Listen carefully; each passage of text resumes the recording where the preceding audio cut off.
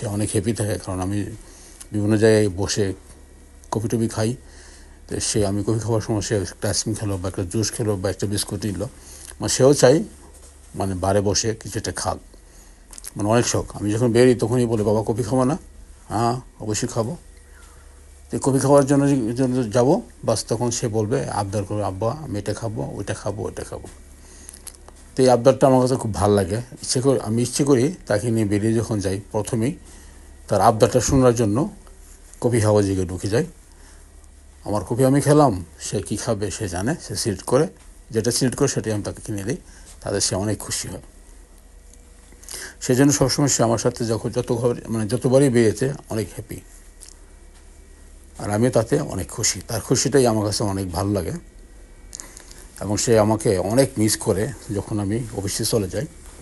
কয়েকবার ফোন দিবে আমাকে, ভিডিও কল করবে, ফোন দিবে, বাবা কেমন আছে, কোথায় আছে, কী অবস্থায় আছে দেখার জন্য। খুব ভালো লাগে, সে আমাকে অনেক মিস করে। যাই হোক, সবাই আপনারা দোয়া করবেন আমার রাজকন্যার জন্য। তো ভালো থাকুন, আল্লাহ হাফেজ।